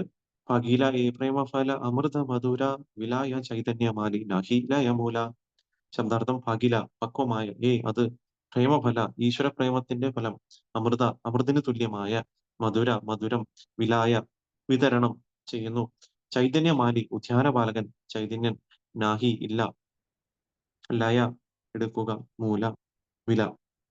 വിവർത്തനം: ഫലങ്ങൾ പാകമാവുകയും അമൃതോപമം മധുരിതമാവുകയും ചെയ്തു. തോട്ടക്കാരനായിരുന്ന ശ്രീ ചൈതന്യ മഹാപ്രഭു വിലയൊന്നും ആവശ്യപ്പെടാതെ അവൻ വിതരണം ചെയ്തു. ശ്ലോകം 28. ത്രിജഗതയത ആചേ ധനരത്നമണി ഏകഫലേര മൂല്യകാരി തഹാനാഹി ഗണി. ശബ്ദാർത്ഥം: ത്രിജഗത്തെ ത്രിലോകങ്ങളിൽ യഥ അത്രത്തോളം ആച്ചേ ഉണ്ട് ധനരത്നമണി ധനവും സമ്പത്തുകളും ഏകഫലേരെ ഒരു ഫലത്തിന്റെ വില ഖരി കണക്കാക്കുക താഹ അത് നാഹി ഇല്ല ഗണി എണ്ണുക. വിവർത്തനം: ത്രിലോകങ്ങളിലെ മുഴുവൻ ധനവും ഭക്തിയുടെ അത്തരം ഒരു ഫലത്തിന് തുല്യമാവുകയില്ല. ശ്ലോകം 29. മാഗേവ നാമാഗേ കേഹെ പാത്ര വ അപാത്ര ഇഹാര വിചാര നാഭി ജാനേതേയ മാത്ര. മാഗേവ നാമാഗേ കേഹെ പാത്ര വ അപാത്ര ഇഹാര വിചാര നാഭി ജാനേതേയ മാത്ര. മാഗേവ നാമാഗേ കേഹെ പാത്ര പാത്ര വ അപാത്ര വിഹാര വിചാരനാഹി ജാനേതേയ മാത്ര. ശബ്ദാർത്ഥം മാകെ യാചിക്കുക, വ അല്ലെങ്കിൽ ന ഇല്ല, മാകെ യാചിക്കുക, കേഹ ആരും, പാത്ര അർഹൻ, വ അല്ലെങ്കിൽ അപാത്ര അർഹനല്ലാത്തവൻ, വിഹാര ഇതിന്റെ, വിചാര പരിഗണന, നാഹി ഇല്ല, ജാനെ അറിയുക, ദയ നൽകുന്നു, മാത്ര മാത്രം. വിവർത്തനം ഭാവാർത്ഥം കൃഷ്ണ കൃപാമൂർത്തി ശ്രീ ശ്രീമദ് ഭക്തിവശം പ്രഭുപാദ് ശീല പ്രഭുപാദ് കി ജയ്. വിവർത്തനം: ആര് ആവശ്യപ്പെടുന്നുവോ, ആര് ആവശ്യപ്പെടുന്നില്ലയോ, അല്ലെങ്കിൽ സ്വീകരിക്കാൻ അനർഹനാര് എന്നൊന്നും പരിഗണിക്കാതെ ചൈതന്യ മഹാപ്രഭു ഭക്തി സേവനത്തിന്റെ ആ ഫലം വിതരണം ചെയ്തു. ഭാവാർത്ഥം: ഭഗവാൻ ചൈതന്യന്റെ സങ്കീർത്തന പ്രസ്ഥാനത്തിന്റെ രത്നച്ചുരുക്കമാണ് ഇത്. രത്നച്ചുരുക്കം ഇതാണ്: സങ്കീർത്തന പ്രസ്ഥാനത്തിൽ പങ്കാളികളാകുന്നതിനോ ശ്രവണം ചെയ്യുന്നതിനോ അർഹരെന്നോ അനർഹരെന്നോ ഉള്ള വിവേചനമില്ല. അതുകൊണ്ട് അത് വിവേചനരഹിതമായി പ്രചരിപ്പിക്കപ്പെടണം. സങ്കീർത്തന പ്രസ്ഥാനത്തിന്റെ പ്രചാരകരുടെ ഏക ലക്ഷ്യം പ്രതിബന്ധനങ്ങളിൽ പ്രതിബന്ധനങ്ങൾ പ്രതിബന്ധങ്ങളില്ലാതെ പ്രചാരണം നടത്തുക എന്നതാണ്. ഈ വിധത്തിലാണ് ശ്രീ ചൈതന്യ മഹാപ്രഭു സങ്കീർത്തന പ്രസ്ഥാനത്തെ ലോകത്തിന് പരിചയപ്പെടുത്തിയത്. ഹരേ കൃഷ്ണ. നമുക്ക് ഇവിടെ ഈ ഒരു ഇവിടെ കാണുന്ന ഈ കൽപ്പവൃക്ഷമാകുന്ന ഭക്തിയെ പറ്റിയാണ് ഇവിടെ നമ്മൾ ഡിസ്കസ് ചെയ്യുന്നത്. അപ്പൊ അതില് നമുക്ക് ഇവിടെ കാണാൻ സാധിക്കും, ഇതിന്റെ മൂലസ്കന്ധം എന്ന് പറയുന്നത് ചൈതന്യ മഹാപ്രഭുവാണ്. അപ്പൊ അതുകൊണ്ട് ഇതിൽ എന്ത് പറയുന്നു, അപ്പൊ അതിൽ വരുന്ന ശാഖകളും ഉപശാഖകളും എന്താണ്, അതിന്റെ രുചി എന്ന് പറഞ്ഞാൽ എന്താണ്, അമൃതത്തെക്കാളും കൂടുതൽ രുചിയാണ് അതിൽ ഉണ്ടായിരുന്നത്. കാരണം ചൈതന്യ മഹാപ്രഭു തന്നെ സാക്ഷാൽ ഭഗവാനാണ്. അപ്പൊ അദ്ദേഹം തന്നെ എന്താണ്, അമൃതത്തിനെക്കാളും രുചിയായ ഒരു വ്യക്തിയാണ്. അപ്പൊ ആ ഒരു മൂലസ്കന്ധത്തിൽ നിന്ന് വരുന്ന ശാഖകൾക്കൊക്കെ അമൃതത്തെക്കാളും രുചിയായിരുന്നു എന്ന് പറയുന്നു. അതിനുശേഷം എന്താണ്, ചൈതന്യ മഹാപ്രഭുവിന്റെ കാര്യം ഇവിടെ കാണാൻ സാധിക്കും. ആ ആ ഫലങ്ങൾ എന്താവും, പിന്നെ അത് എന്താണ്, അത് കുറച്ച് കഴിയുമ്പോൾ എന്താവും, പാകമായ ശേഷം അത് അമൃതിനെ പോലെ അത്രയും മധുരമാവുകയും ചെയ്യുന്നു. എന്നിട്ട് അതിൽ ആ തോട്ടക്കാരൻ ആരാണ്, ആ ഫലത്തിന്റെ തോട്ടക്കാരൻ എന്ന് പറയുന്ന ആരാണ്, ചൈതന്യ മഹാപ്രഭു തന്നെയാണ്. അപ്പൊ ചൈതന്യ മഹാപ്രഭു എന്താണ്, അത് എല്ലാവർക്കും കൊടുക്കുകയാണ് ചെയ്യുന്നത്. അപ്പൊ അദ്ദേഹം എന്താണ്, ഒരു വിലയും കൽപ്പിക്കാതെയാണ്, അല്ലെ, അതിന് ഒരു വില എക്സ്പെക്ട് ചെയ്തുകൊണ്ടോ ഒന്നും നമുക്ക് ഇത് ഇല്ലാതെയാണ് അദ്ദേഹം അത് കൊടുക്കുന്നത്, അല്ലെ. അമൃതിന് തുല്യമായ ഒരു സാധനം ഒരു വിലയും കൽപ്പിക്കാതെയാണ് ചൈതന്യ മഹാപ്രഭു കൊടുക്കുന്നത്. അപ്പോ അതാണ് ചൈതന്യ മഹാപ്രഭുവിന്റെ കാരുണ്യം നമ്മൾ നോക്കുകയാണെന്നുണ്ടെങ്കിൽ. കാരണം ആ ഒരു, ഇപ്പൊ ഇതിൽ പറയുന്നു, ത്രിലോകങ്ങളിലെ മുഴുവൻ ധനം എടുത്താൽ കൂടി ആ ഭക്തിയുടെ അത്തരം ഒരു ഫലത്തിന് തുല്യമാവില്ല എന്നാണ് നമുക്ക് കൃഷ്ണദാസ് കവിരാജ് ഗോസ്വാമി അതിൽ നമുക്ക് പറഞ്ഞു തരുന്നത്. അപ്പം നമുക്ക് ചിലപ്പോൾ തോന്നും, ഭക്തിക്ക് എന്താണ് ഇത്രയും വിലയുള്ളത്, അല്ലെ. നമുക്ക് ചിലപ്പോൾ തോന്നും അതുകൊണ്ട് തന്നെ ഇത്രയും എന്താണ്, അതുകൊണ്ട് എന്താണ് എനിക്ക് ഇത്ര വലിയ നേട്ടം നേടാൻ പോകുന്നത്. കാരണം നമുക്ക് അറിയാൻ സാധിക്കും, ഈ മൂന്ന് ലോകത്തിലെ ധനമുണ്ടെങ്കിൽ കൂടി നമുക്ക് ഒരിക്കലും ഭഗവാൻ സർവ്വധനത്തിനും, അല്ലെ, സർവ്വധനത്തിന്റെയും എല്ലാത്തിന്റെയും മൂലസ്രോതസ്സായ ഭഗവാനെ നമുക്ക് നേടാൻ സാധിക്കില്ല. നമുക്ക് എന്തുണ്ടെങ്കിലും. പക്ഷെ നമുക്ക് ഭക്തിയുടെ മാത്രമാണ് നമുക്ക് ഭഗവാനെ നമുക്ക് അപ്രോച്ച് ചെയ്യാൻ സാധിക്കുക, അല്ലെ. അതുകൊണ്ടാണ് ഭക്തി കൊണ്ട് ആക്ച്വലി ഭഗവാൻ തന്നെ, അല്ലെ, ഒരു ഭഗവാനെ തന്നെ ഒരു ഭക്തന് കേൾക്കാൻ സാധിക്കുന്നതാണ് പറഞ്ഞത്. അതുകൊണ്ടാണ് നമ്മൾ ദാമോദർഷത്തിൽ പറഞ്ഞത്, തദീയേഷു തജ്ഞേഷു ഭക്തേർ ജിതത്വം, അല്ലെ. അപ്പൊ എങ്ങനെയാണോ അവിടെ നമുക്ക് കാണാൻ സാധിക്കും, യശോദാമായി അവിടെ വന്നിട്ട് നോക്കുന്ന സമയത്ത് കംപ്ലീറ്റ്ലി നമുക്ക് നോക്കുകയാണെങ്കിൽ ഭഗവാന്റെ അവിടെ നമുക്ക് നോക്കിയ സമയത്ത് ഭഗവാനെ ആക്ച്വലി വിരലിൽ കെട്ടാൻ സാധിച്ചില്ല, അല്ലെ. അപ്പൊ എപ്പോ കെട്ടാൻ സാധിക്കുമ്പോഴും ഒരു രണ്ട് വിരലിന്റെ ഒരു കുറവ് അവിടെ ഉണ്ടായിരുന്നു. അപ്പം അവസാനം പൂർണ്ണമായിട്ടും യശോദാമഴി ഭഗവാന് ശരണം പ്രാപിച്ച സമയത്ത് എന്ത് സംഭവിച്ചു, അപ്പം ആ ഭക്തി കൊണ്ടാണ്, അല്ലെ, അവിടെ ഭഗവത് ഭക്തി കൊണ്ടാണ് അവിടെ അവസാനം ഭഗവാനെ അല്ലെ, ഭഗവാനെ ആക്ച്വലി യശോദാമയ്ക്ക് അവിടെ വിരലിൽ കെട്ടാൻ സാധിച്ചത്. അതുപോലെ തന്നെ നമുക്ക് നോക്കുകയാണെന്നുണ്ടെങ്കിൽ ഇതിൽ നമ്മൾ നോക്കണം, കൃഷ്ണനെ നമ്മൾ അപ്രോച്ച് ചെയ്യുമ്പോൾ കംപ്ലീറ്റ്ലി സറണ്ടർ ചെയ്യണം, അല്ലെ. സർവ്വധർമാൻ പരിത്യജ മഹാവേഗം ശരണവ്രജ, അല്ലെ, അഹന്താ സർവ്വഭാവി മോക്ഷേഷ മാശ്വജ. അപ്പൊ എന്താണ് ഭഗവാൻ പറയുന്നത്, ആദ്യം പൂർണ്ണമായിട്ട് എന്നിൽ ശരണം പ്രാപിക്കൂ എന്നാണ് ആദ്യം പറയുന്നത്. പക്ഷെ എന്താണ്, പക്ഷെ അങ്ങനെ പൂർണ്ണമായി ശരണം പ്രാപിച്ചു കഴിഞ്ഞാൽ ഞാൻ എല്ലാ പാപങ്ങളിൽ നിന്നും മോക്ഷം തരാമെന്നാണ് ഭഗവാൻ പറഞ്ഞത്. അപ്പൊ ഫസ്റ്റ് സറണ്ടർ ആണ് ഭഗവാൻ കൃഷ്ണനെ ആവശ്യപ്പെടുന്നത്. പക്ഷെ ഇവിടെ നമുക്ക് നോക്കാൻ പറ്റുന്നത് എന്താണ്, ഇവിടെ ചൈതന്യ മഹാപ്രഭുവും അങ്ങനെ ഒന്നും നോക്കുന്നില്ല. അദ്ദേഹം എന്താണ്, ഒരു വിലയും കൽപ്പിക്കാതെ അദ്ദേഹം അതിനെ ഫ്രീ ആയിട്ട് എല്ലാവരും ഡിസ്ട്രിബ്യൂട്ട് ചെയ്യാണ്.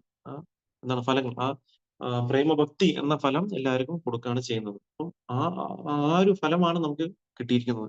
അതിന് ഈ ശ്ലോകത്തിൽ പറയുന്നു, 29 ശ്ലോകത്തില്, മാഗേവാന മാഗേ കേഹ പാത്രവ അപാത്ര ഇഹാര വിചാര നാഹി ജാനേതേയ മാത്ര. അതിലെന്ത് പറയുന്നു വിവർത്തനം, ആര് ആവശ്യപ്പെടുന്നുവോ ആര് ആവശ്യപ്പെടുന്നില്ലയോ, അല്ലെങ്കിൽ സ്വീകരിക്കാൻ അനർഹനാര് എന്നൊന്നും പരിഗണിക്കാതെ ചൈതന്യ മഹാപ്രഭു ഭക്തി സേവനത്തിന്റെ ആ ഫലം വിതരണം ചെയ്തു. അപ്പൊ ചൈതന്യ മഹാപ്രഭുവിന്റെ ആ ഒരു മഹാവധാന്യായ അല്ലെ ശ്രീല രൂപഗോസ്വാമി അദ്ദേഹത്തിനെ പറയുന്നത് നമോ മഹാവധാന്യായ കൃഷ്ണപ്രേമ പ്രദായതേ കൃഷ്ണായ കൃഷ്ണ ചൈതന്യ നാംനെ ഗൗരി ദിശേ നമഃ അല്ലെ അതിൽ പറയുന്നു അല്ലെ മഹാവധാന്യായ എന്നല്ലേ. അപ്പം ഏറ്റവും കരുണാമയ അവതാരണമാണ് അല്ലെ, ഔദാര്യമായ ഒരു അവതാരമാണ് ചൈതന്യ മഹാപ്രഭു. കാരണം എന്താണ്, അദ്ദേഹം ആര് ആവശ്യപ്പെടുന്നോ അല്ലെങ്കിൽ ആര് ആവശ്യപ്പെടുന്നുണ്ടോ ഇല്ലയോ നോക്കാതെയും ആർക്ക് അർഹതയുണ്ടോ അർഹത ഇല്ലയോ നോക്കാതെയാണ് അദ്ദേഹം ഈ ഭക്തി സേവനത്തിന്റെ ഈ ഒരു ഫലം വിതരണം ചെയ്യുന്നത്. ആക്ച്വലി നമുക്ക് കാണാൻ സാധിക്കും അല്ലെ. അതാണ് ചൈതന്യ മഹാപ്രഭുവിന്റെ അഹൈതുകമായ കാരുണ്യം. കാരണം അതാണ് കോസ്റ്റ്ലെസ് മേഴ്സി എന്ന് പറയുന്നത് അല്ലെ. കോസ്റ്റ്ലെസ് മേഴ്സി എന്ന് പറയുന്നത് എന്താണ് ശരിക്കും നമ്മൾ മനസ്സിലാക്കുകയാണെങ്കിൽ, ഈവൻ ദോ നമുക്ക് ആ കാരുണ്യം നമുക്ക് അത് നേടാനുള്ള യാതൊരു യോഗ്യത ഇല്ലെങ്കിൽ കൂടി ഭഗവാന്റെ കാരുണ്യം കൊണ്ട് നമുക്ക് ആ ഒരു നമുക്ക് ആ ഒരു നേട്ടം നമുക്ക് കിട്ടാം അല്ലെ. അപ്പൊ നമുക്ക് ഭക്തിയുത സേവനം ചെയ്യാനോ അല്ലെങ്കിൽ അത് ചെയ്യാനുള്ള കാര്യം നമുക്ക് ആക്ച്വലി ക്വാളിഫിക്കേഷൻ ഒന്നുമില്ല. പക്ഷെ ചൈതന്യ മഹാപ്രഭുവിന്റെയും ശീല പ്രഭുപാദിന്റെയും ഗുരുവിന്റെയും വൈഷ്ണവരുടെ കാരുണ്യം കൊണ്ടാണ് നമുക്ക് ഇന്ന് ഭക്തി സേവനം നമുക്ക് ചെയ്യാൻ സാധിക്കുന്നത്. അപ്പൊ അതുപോലെ തന്നെയാണ് ചൈതന്യ മഹാപ്രഭുവിന്റെ കാരുണ്യം. അതുകൊണ്ടാണ് ഭഗവാന്റെ എല്ലാ അവതാരങ്ങളും വെച്ചിട്ട് ചൈതന്യ മഹാപ്രഭുവിനെ നമ്മൾ എപ്പോഴും മഹാവധാന്യായി ഏറ്റവും ഏറ്റവും കരുണാമയ അവതാരമായിട്ട് നമ്മൾ മനസ്സിലാക്കുന്നത്. അപ്പൊ ഇതാണ് അപ്പൊ എന്താണ് അപ്പൊ ഈ ഒരു സങ്കീർത്തന പ്രസ്ഥാനത്തിന്റെ രത്നച്ചുരുക്കമാണ് ഈ ശ്ലോകം, ഈ മാഗേവാന മാഗേ എന്ന ശ്ലോകത്തിൽ. കാരണം എന്താണ്, ആ ഒരു ആർക്ക് അർഹതപ്പെടുന്നോ ഇല്ലയോ അല്ലെങ്കിൽ ആർക്ക് യോഗ്യതയുണ്ടോ ഇല്ലയോ ഒക്കെ നോക്കാതെ ആരും ആർക്കും ആവശ്യപ്പെടുന്നോ ഇല്ലയോ നോക്കാതെയാണ് അവിടെ ആക്ച്വലി ചന്ദ്രബാബു ഈ ഒരു ഫലം വിതരണം ചെയ്യുന്നത്. അപ്പൊ അത്രത്തോളം കാരുണ്യമാണ് ചന്ദ്രബാബു തരുന്നത്. എന്നിട്ട് കൂടി ആൾക്കാർ പലപ്പോഴും സ്വീകരിക്കാറില്ല.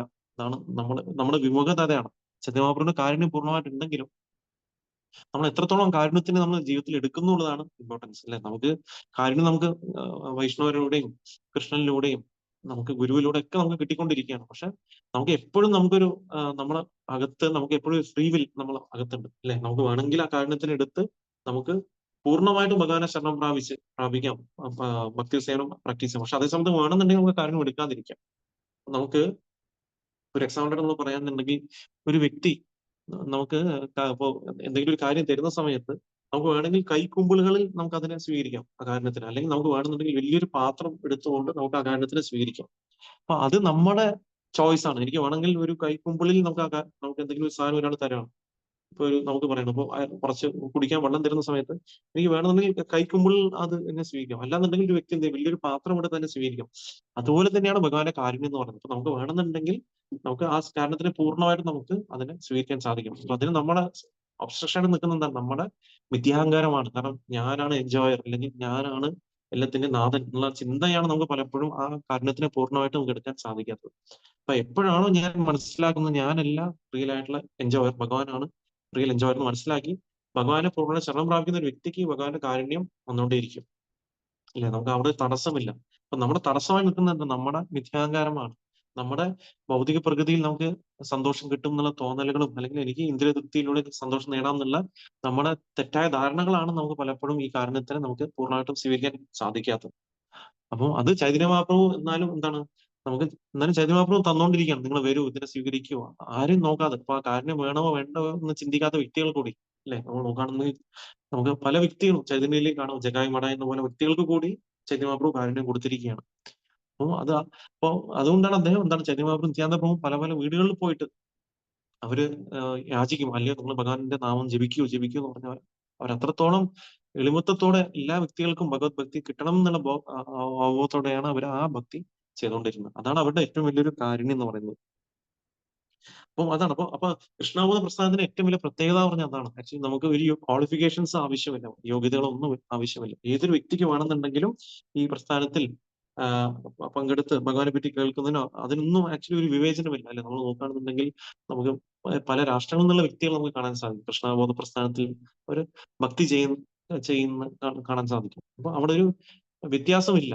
ഏത് വ്യക്തിക്ക് വേണമെങ്കിലും, ഏത് കുലത്തിൽ ജനിച്ച വ്യക്തിയായാലും ശരി, ഏത് രാജ്യത്തിൽ ജനിച്ച വ്യക്തിയായാലും ശരി, എന്തൊരു ഇതിൽ ജനിച്ച ഒരു വ്യക്തിക്കും ഇവിടെ ഭക്തി പ്രാക്ടീസ് ചെയ്യാൻ സാധിക്കും. അതാണ് ചൈതന്യ മഹാപ്രഭുവിന്റെ കാരുണ്യം എന്ന് നമുക്ക് മനസ്സിലാക്കാൻ സാധിക്കും. അപ്പൊ അതുകൊണ്ടാണ് ഇവിടെ ശീലപ്രഭു പറയുന്നത്. അതുകൊണ്ട് അത് വിവേചനരഹിതമായി പ്രചരിക്കപ്പെടണം എന്ന് ചൈതന്യ മഹാപ്രഭു പറയുന്നത്. അപ്പം ഇവിടെ വിവേചനമേ ഇല്ല. ഒരു വ്യക്തി ഇന്ത്യക്കാരനാണ് അല്ലെങ്കിൽ ഒരു വ്യക്തി അമേരിക്കനാണ്, യൂറോപ്യനാണ്, അങ്ങനെയൊക്കെ നമ്മൾ വിചാരിച്ച് അതിനെ ഒരിക്കലും വിവേചനം നടത്താൻ പാടില്ല. നമ്മൾ എന്താ ചെയ്യേണ്ടത്, ഏതൊരു വ്യക്തിയായാലും കൃഷ്ണഭക്തനാണെന്നുണ്ടെങ്കിൽ നമ്മൾ അവരെ ഈക്വലി റെസ്പെക്ട് ചെയ്യണം. അല്ലെങ്കിൽ അതേ ഒരു ഇന്ത്യൻ ബോഡിയുടെ ആയതുകൊണ്ട് അദ്ദേഹത്തിന് കൂടുതൽ റെസ്പെക്ട് കൊടുക്കണം, ബാക്കിയുള്ളവർക്ക് നമ്മൾ റെസ്പെക്ട് കുറച്ച് കൊടുക്കണം എന്നൊന്നുമില്ല. ആക്ച്വലി എന്താണ്, ഏതൊരു വ്യക്തിയായാലും നമ്മൾ എന്താണ് അവര് ഭഗവാനെ സറണ്ടർ ചെയ്ത ഒരു വ്യക്തിയാണ് മനസ്സിലാക്കൊണ്ട് അവർക്ക് അതേ റെസ്പെക്ട് നമ്മൾ കൊടുക്കാനുള്ള കാര്യമാണ് ഇത്. സങ്കീർത്തന പ്രസ്ഥാനത്തിന്റെ പ്രചാരയുടെ ഏക ലക്ഷ്യം പ്രതിബന്ധങ്ങൾ ഇല്ലാതെ പ്രചരണം നടത്തുവാനാണ്. അപ്പൊ അതാണ് പറയുന്നത്. അപ്പൊ ഈ വിധത്തിലാണ് ശ്രീധര മഹാപ്രഭു സങ്കീർത്തന പ്രസ്ഥാനത്തെ ലോകത്തിന് പരിചയപ്പെടുത്തിയത്. അപ്പൊ ഇതിലൂടെയാണ് ചൈതന്യ മഹാപ്രഭു ഇതിനെ പരിചയപ്പെടുത്തിയുള്ള കാര്യമാണ് പറയുന്നത്. അപ്പൊ നമ്മള് ഒരു വ്യത്യാസവും വിവേചനവും ഇല്ലാതെ നമ്മൾ പ്രചരണം ചെയ്യണം എന്നുള്ള കാര്യമാണ് ഇവിടെ മനസ്സിലാക്കേണ്ടത്. ഇവ നമുക്കറിയാം, അതിന്റെ ഉത്തമ ഉദാഹരണമാണ് ശ്രീല പ്രഭുപാദ് എന്ന ആചാര്യൻ, അല്ലെ? നമുക്ക് കാണാൻ സാധിക്കും എങ്ങനെയാണ് ചൈതന്യ മഹാപ്രഭു ആഗ്രഹിച്ചത്. പൃഥ്വിത്തെ ആചാര്യത്തെ നഗരാധിഗ്രം സർവർത്ത പ്രചാരവേ മൊരനാം, അല്ലെ? അപ്പൊ എല്ലാ നഗരങ്ങളിലും ഗ്രാമങ്ങളിലും ഈ ഭഗവാന്റെ തിരുനാമങ്ങൾ എത്തിക്കണം എന്നുള്ള ആഗ്രഹത്തോട് അതാണ് ചൈതന്യ മഹാപ്രഭുവിന്റെ പ്രൊഫസി എന്ന് പറയുന്നത്. അപ്പൊ ആ വീക്ഷണത്തിന് എത്തിച്ചത് ശ്രീല പ്രഭുപാദാണ്. ശ്രീല പ്രഭുപാദ് ഇപ്പൊ പലപ്പോഴും പറയാറുണ്ട് ആക്ച്വലി. അപ്പം ഞാൻ ഇതിനൊരു ഉപകരണമായി മാറി. ഒരിക്കലും ഞാൻ ചെയ്തു എന്ന് എനിക്ക് പറയാൻ സാധിക്കില്ല. കാരണം ഇത് എന്തുകൊണ്ടാണ് ഇത് ഭക്തിവിനോദ് ടാഗോറും ശ്രീല ഭക്തിസിദ്ധാന്ത സരസ്വതി മഹാരാജും എനിക്ക് വേണ്ടി, നമുക്ക് വേണ്ടി മാറ്റിവെച്ച ഒരു സേവനമാണ് ആക്ച്വലി. അവർക്ക് വേണമെങ്കിൽ ചെയ്യായിരുന്നു, പക്ഷെ അവർ ചെയ്തില്ല. അത് അവരുടെ കാരുണ്യമാണ് നമുക്ക് വേണ്ടി മാറ്റിവെച്ചത്. അപ്പൊ അതാണ് ശീല പ്രഭുപാദിന്റെ ഏറ്റവും വലിയ എളിമത്വം. അദ്ദേഹം ഒരിക്കലും ചിന്തിച്ചില്ല ചൈതന്യ മഹാപ്രഭുവിന്റെ വാക്യങ്ങൾ നടത്തിയ ഏറ്റവും വലിയ ഒരു ആചാര്യനാണ് ഞാൻ ചിന്തിച്ചുകൊണ്ട് അദ്ദേഹം ഒരിക്കലും അഹങ്കരിച്ചില്ല. അദ്ദേഹം പറയുന്നതാണ് ആക്ച്വലി ഈ വന്ന ഇതിന്റെ കാരുണ്യം. ആക്ച്വലി നമ്മൾ നോക്കുകയാണെങ്കിൽ ഇതിന്റെ എല്ലാ കാരുണ്യവും എനിക്ക് മനസ്സിലാക്കാൻ സാധിക്കുന്നത് എന്റെ ഗുരുവിന്റെ കാരുണ്യം കൊണ്ടും എന്റെ ശിഷ്യന്മാരെ നിങ്ങളുടെ കാരുണ്യം കൊണ്ടാണെന്നാണ് ശീലപ്രഭുപാദ് പറഞ്ഞത്. ശിഷ്യന്മാരുടെ കഴിവുകൊണ്ടാണ് അത് ചെയ്യാൻ സാധിച്ചതെന്ന് ശീലപ്രഭുപാദം. നിങ്ങളെപ്പോലത്തെ ആത്മാർത്ഥമായ ശിഷ്യന്മാരുള്ളത് കൊണ്ടാണ് നമുക്ക് ഇത് പ്രചരണം ചെയ്യാൻ സാധിച്ചു എന്ന് പറഞ്ഞുകൊണ്ട് എല്ലാ അതിന്റെ ക്രെഡിറ്റ്സും ആക്ച്വലി ഇല്ല, എല്ലാ അതിന്റെ ക്രെഡിറ്റുകൾ ആക്ച്വലി ആർക്ക് കൊടുത്തു? ശിഷ്യന്മാർക്കും ഗുരുവിനാണ് അദ്ദേഹം കൊടുത്തത്. അപ്പൊ അതാണ് ഒരു ഭക്തന്റെ യഥാർത്ഥമായിട്ടുള്ള ഒരു ക്വാളിറ്റി. അദ്ദേഹം ഒരിക്കലും എന്ത് ക്രെഡിറ്റ് അദ്ദേഹത്തിന് വന്നാലും ഒരിക്കലും അദ്ദേഹത്തിനായിട്ട് ഇത് എടുക്കുന്നില്ല, അല്ലെ? അപ്പം എന്താണ്, അപ്പൊ അതാണ് എപ്പോഴും ആചാര്യന്മാർ പറയാറുണ്ട് ഇതിനെ എക്സാമ്പിൾ ആയിട്ട് പറഞ്ഞു വെച്ചാൽ, നമ്മള് ഒരു ഹോട്ട് ബൺ പാസിംഗ് എന്നാണ് പറയാം, അല്ലെ? നമ്മൾ കയ്യിൽ ഇപ്പൊ ചൂടുള്ള ഒരു ബണ്ണ് നമ്മൾ കിട്ടിക്കഴിഞ്ഞാൽ നമ്മൾ അതിന്റെ കയ്യിൽ വെച്ചോണ്ടിരുന്ന എന്ത് സംഭവിക്കും? നമ്മൾ കൈ പൊള്ളിപ്പോകും. അപ്പൊ അതുപോലെ തന്നെ എന്ത് ചെയ്യും? അപ്പൊ അതുപോലെ തന്നെ നമുക്ക് എന്തെങ്കിലും ക്രെഡിറ്റ് വരികയാണെന്നുണ്ടെങ്കിൽ നമ്മൾ അത് കൈ തന്നെ വെച്ചോണ്ടിരുന്നാൽ നമുക്ക് അത് നമ്മൾ അഹങ്കാരം കാരണം നമ്മുടെ ഭക്തിയിൽ നമ്മൾ താണു പോകും. പക്ഷെ അതേ സമയത്ത് എന്ത് ചെയ്യും? നമ്മൾ ആ ക്രെഡിറ്റ് കിട്ടുന്ന സമയത്ത് നമ്മൾ ഉടനെ തന്നെ എന്ത് ചെയ്യും? എങ്ങനെയാണോ നമ്മുടെ കയ്യിൽ ഒരു ഹോട്ട് ബൺ വരുമ്പോൾ ഉടനെ നമ്മൾ അടുത്ത ആൾക്ക് പാസ് ചെയ്ത് അങ്ങനെ പോകും. അങ്ങനെയാണ്. അപ്പൊ അതുകൊണ്ട് നമ്മൾ കയ്യിൽ വെച്ചോണ്ടിരുന്ന കൈ വിടുന്നത് പോലെ തന്നെ ഈ ക്രെഡിറ്റുകൾ നമുക്ക് എന്തെങ്കിലും നമ്മൾ ചെയ്യുമ്പോൾ, സേവനങ്ങൾ ചെയ്യുമ്പോൾ ഭക്തന്മാർ പറയുന്നത് ഈ സേവനം ചെയ്തു, അത് ചെയ്തു, ഇത് ചെയ്തു എന്നൊക്കെ നമ്മൾ പ്രകീർത്തിക്കും. അത് ഭക്തന്മാരുടെ ഒരു ക്വാളിറ്റിയാണ് നമ്മൾ പ്രകീർത്തിക്കണം. പക്ഷെ നമ്മൾ അതേ സമയത്ത് നമ്മൾ മനസ്സിലാക്കുക ഇത് എനിക്കുള്ള ക്രെഡിറ്റ് അല്ല, ഇതൊക്കെ ഗുരുവിന്റെയും കൃഷ്ണന്റെയും വൈഷ്ണവരുടെയും ഒക്കെ കാര്യം കൊണ്ടാണ് ചെയ്തതെന്ന് പറഞ്ഞിട്ട് ഉടനെ തന്നെ ആ ക്രെഡിറ്റ് നമ്മളെ ഗുരുവിനും കൃഷ്ണനും സമർപ്പിക്കുകയാണെന്നുണ്ടെങ്കിൽ നമുക്ക് എങ്ങനെയാണോ ഒരു ഹോട്ട് ബൺ കൊണ്ട് കൈ പൊള്ളാതെ പോലെ തന്നെ നമുക്കും ഭക്തിയിൽ നമുക്ക് നമുക്ക് വീണ്ടും വീണ്ടും സേവനം ചെയ്ത് മുന്നോട്ട് പോകാൻ സാധിക്കും. എപ്പോഴാണ് നമ്മൾ ചിന്തിക്കുന്നത് ഞാനാണ് ഡൂവർ, അല്ലെങ്കിൽ ഞാനാണ് ഇതിന് കാരണക്കാരൻ, അല്ലെങ്കിൽ എന്റെ കഴിവ് കൊണ്ടാണ് എനിക്ക് ഈ ഒരു സേവനം ചെയ്യാൻ സാധിച്ചത് നമ്മൾ ചിന്തിക്കുക, അപ്പോഴാണ് നമുക്ക് ആക്ച്വലി ഭക്തിയിൽ നമുക്ക് ഏറ്റവും വലിയൊരു പതനം സംഭവിക്കുന്നു നമ്മൾ നോക്കുകയാണെങ്കിൽ. അതുകൊണ്ട് എന്ത് ക്രെഡിറ്റ് വന്നാലും ഉടനെ തന്നെ മനസ്സിലാക്കുക ഇത് ഭഗവാനും ഗുരുവും ഒക്കെ എന്നെ ഒരു ഉപകരണമാക്കി മാറ്റിയതാണ്. ആക്ച്വൽ ക്രെഡിറ്റ് അവരാണ്. അവരുടെ കാര്യം കൊണ്ടാണ് എനിക്ക് എന്തെങ്കിലും ചെയ്യാൻ സാധിക്കുന്നത്, പറയാൻ സാധിക്കുന്നത്, കേൾക്കാൻ സാധിക്കുന്നതൊക്കെ, സേവനങ്ങൾ ചെയ്യാൻ പറ്റുന്നതൊക്കെ. ആ ക്രെഡിറ്റ് അവർക്ക് കൊടുത്തു കഴിഞ്ഞാൽ നമുക്ക് കൂടുതൽ കൂടുതൽ സേവനം ചെയ്യാൻ സാധിക്കും എന്നതാണ്. അതാണ് നമുക്ക് ഇതിൽ മനസ്സിലാക്കുക. അതുപോലെ തന്നെ നമുക്ക് ഈ ഒരു ശ്ലോകത്തിൽ പറയുന്നുണ്ടല്ലോ, അല്ലെ? സങ്കീർത്തന പ്രസ്ഥാനത്തിന് പങ്കാളികളാകുന്നതിനോ ശ്രവണം ചെയ്യുന്നതിനോ അർഹരെന്നോ അനർഹരെന്നോ ഉള്ള വിവേചനമില്ല. അതുകൊണ്ട് ഈ വിവേചനരഹിതമായ ഇതിനെ പ്രചരിപ്പിക്കപ്പെടണം എന്ന് പറയുന്നു. അപ്പൊ ഇതില് ശീല പ്രഭുപാദ് അദ്ദേഹത്തിന്റെ ലീലാമൃതയിൽ അദ്ദേഹം പറയുന്ന ഒരു കാര്യമുണ്ട്. അപ്പൊ പ്രഭുപാദ് അറിയാം, നമുക്ക് അദ്ദേഹത്തിന്റെ അവസാന കാലഘട്ടം ആയ സമയത്ത് അദ്ദേഹം GBC ഗവേണിംഗ് ബോഡി കമ്മീഷൻ എന്നൊരു കമ്മീഷൻ ഉണ്ടാക്കി. കാരണം പ്രഭുപാദിന്റെ കാലശേഷം പ്രഭുപാദിന് അറിയായിരുന്നു ഇൻ കേസ് നമ്മൾ അങ്ങനെ ഒരു അതോറിറ്റി ഉണ്ടാക്കിയില്ല എന്നുണ്ടെങ്കിൽ പ്രഭുപാദ് ഇത്രയും കഷ്ടപ്പെട്ടുണ്ടാക്കിയ ഇസ്കോണും ഈ പ്രസ്ഥാനങ്ങളൊക്കെ പല ആൾക്കാരും വന്ന് അതിന്റെ ഞാനാണ് ഇതിന്റെ ആചാര്യൻ എന്നൊക്കെ പറഞ്ഞ് വന്ന് ഇരിക്കും. അപ്പൊ അതുകൊണ്ട് ശീലപ്രഭുപാദ് ഉടനെ തന്നെ അദ്ദേഹം പറഞ്ഞു ഞാനാണ് ഇതിന്റെ ഫൗണ്ടർ ആചാര്യ. അതുപോലെ തന്നെ ഇതിന് ശേഷം എന്റെ കാലശേഷം ഇനിയുള്ള കാലങ്ങൾ മുതൽ, കാരണം എനിക്ക് ഇപ്പം എന്റെ ദേഹാസ്വാസ്ഥ്യം ഉള്ളതുകൊണ്ട് എനിക്ക് എല്ലാ തീരുമാനങ്ങളും എനിക്ക് പോയി കണ്ട് എടുക്കാൻ സാധിക്കില്ല. ഇനി നിങ്ങൾ ഡിസൈപ്പിൾസ്, നിങ്ങൾ ആക്ച്വലി നിങ്ങൾ ശിഷ്യന്മാരെ നിങ്ങൾ വളർന്നിരിക്കുകയാണ്, അല്ലെ? മുതിർന്ന ഒരു കുട്ടിക്ക് നമ്മൾ റെസ്പോൺസിബിലിറ്റി കൊടുക്കുന്ന പോലെ തന്നെ മുതിർന്ന ശിഷ്യന്മാർക്കും ശീലപ്രഭുപാദ് അങ്ങനെ റെസ്പോൺസിബിലിറ്റി കൊടുത്തുകൊണ്ട് അങ്ങനെ അവരുടെ അടുത്ത് അവര് പറഞ്ഞു, ശീലപ്രഭുപാദ് പറഞ്ഞു ഇനി നിങ്ങളാണ് ഇതിന്റെ ബാക്കിയുള്ള കാര്യങ്ങൾ ഒക്കെ നോക്കി നടത്തണം. അങ്ങനെ ഒരു GBC അദ്ദേഹം ഗവേണിംഗ് ബോഡി കമ്മീഷൻ ഫോം ചെയ്തു. അപ്പൊ ആ ഗവേണിംഗ് ബോഡി കമ്മീഷൻ ഫോം ചെയ്ത സമയത്ത് നമുക്ക് കാണാൻ സാധിക്കും അതിലുള്ള ഡിസൈബിൾസ് ഒക്കെ അദ്ദേഹം എടുത്തത് ഫോറിൻ ബോഡീഡ് ആയിട്ടുള്ള ഡിസൈബിൾസ് ആയിരുന്നു. നമ്മൾ നോക്കുകയാണെങ്കിൽ, അല്ലെ? നമ്മൾ അമേരിക്കൻ യൂറോപ്പിൽ ജനിച്ച അങ്ങനത്തെ വ്യക്തികളെ ആയിരുന്നു അതിൽ GBC ആയിട്ട് അദ്ദേഹം ഫോം ചെയ്തത്. അപ്പൊ അദ്ദേഹം ഇന്ത്യയിൽ വന്ന സമയത്തും GBC ആയിട്ട് നിന്ന ആൾക്കാരൊക്കെ എന്തായിരുന്നു, അപ്പം ഫോറിൻ ആയിട്ടുള്ള ആൾക്കാരായിരുന്നു, ഫോറിൻ ബോഡീഡ് ആയിട്ടുള്ള ആൾക്കാരായിരുന്നു അതിൽ ഈ പല സേവനങ്ങളും ചെയ്യാൻ ആ ഒരു പൊസിഷനിലൊക്കെ നിന്ന ആൾക്കാർ. അപ്പൊ എന്തുകൊണ്ടാണ് ശരിക്കും നമ്മൾ നോക്കുകയാണെങ്കിൽ എന്തുകൊണ്ടാണ് അങ്ങനെ ഒരു ഇത് എടുത്തത്? കാരണം ശീല പ്രഭുപാദ് ഇവിടെ പറഞ്ഞു തരാണ്, കൃഷ്ണാവതാര പ്രസ്ഥാനം എന്ന് പറയുന്നത് ഒരിക്കലും അത് ഇന്ത്യക്കാരുടെ മാത്രമല്ല, അല്ലെങ്കിൽ അത് ഇന്ത്യക്കാർക്ക് മാത്രമായിട്ടുള്ള ഒരു കാര്യമല്ല എന്ന കാര്യമാണ് പറഞ്ഞിരുന്നത്. അത് ലോകമെമ്പാടുള്ള ആൾക്കാർക്ക് വേണ്ടിയാണ്. അപ്പൊ അതിൽ ആരൊക്കെ ആത്മാർത്ഥമായിട്ടും കൃഷ്ണഭക്തി പരിശീലിക്കുന്നോ, അപ്പൊ ഏതൊരു വ്യക്തിക്കും ആ ഒരു പ്രസ്ഥാനത്തിൽ സേവനം ചെയ്യാനും അതായത് റെസ്പോൺസിബിലിറ്റി എടുക്കാനുള്ള ഒരു അതോറിറ്റി ഉണ്ട് എന്നുള്ള കാര്യമാണ് ശീല പ്രഭുപാദ് പറഞ്ഞത്. അപ്പൊ അദ്ദേഹം ഇന്ത്യയിൽ വന്ന ശേഷവും പ്രചരണം ചെയ്യുന്ന സമയത്തും ഒക്കെ അദ്ദേഹം പലപ്പോഴും അദ്ദേഹം പല പല വലിയ വലിയ അമ്പലങ്ങൾ കെട്ടാനും അതിനൊക്കെ ആക്ച്വലി അദ്ദേഹം ഏൽപ്പിച്ചത് ശരിക്കും നോക്കുകയാണെങ്കിൽ അദ്ദേഹത്തിന്റെ വിദേശീയരെ പല പല ഭക്തന്മാരെയാണ് ആ റെസ്പോൺസിബിലിറ്റി ഏൽപ്പിച്ചത്. കാരണം അവർക്ക് ആ കഴിവുകൾ ഉണ്ടായിരുന്നു എന്ന് നോക്കുകയാണെന്നുണ്ടെങ്കിൽ. അപ്പോൾ കാരണം നമുക്കറിയാം, ഈവൻ ദോ നമുക്കറിയാം ശീല പ്രഭുപാദ് ഇസ്കോൺ പ്രസ്ഥാനം കൊണ്ടുവന്നത് 1966 അമേരിക്കയിലാണെങ്കിലും നമുക്ക് പിന്നെ പിന്നെയാണ് ആക്ച്വലി ഇന്ത്യയിലോട്ട് പ്രചരണം തുടങ്ങിയത്. 1971 ശേഷമാണ് പ്രചരണം ഇന്ത്യയിലോട്ട് വന്നത്. അപ്പൊ അതുകൊണ്ട് കൂടുതൽ ഡിസൈബിൾസ് നമുക്ക് കാണാൻ പറ്റുന്നത് അമേരിക്കൻ യൂറോപ്യൻ ആയിട്ടുള്ള ഡിസൈബിൾസും പിന്നെ കുറെ ഇന്ത്യക്കാരായിട്ടുള്ള വ്യക്തികൾ അവര് പുറത്തു പോയ സമയത്ത് അവിടെ വെച്ച് ശീല പ്രഭുപാദിനെ പരിചയപ്പെട്ട് അവിടുന്ന് അവരുടെ ശിഷ്യന്മാരായിട്ട് മാറിയ വ്യക്തികൾ നമുക്ക് കാണാൻ സാധിക്കും.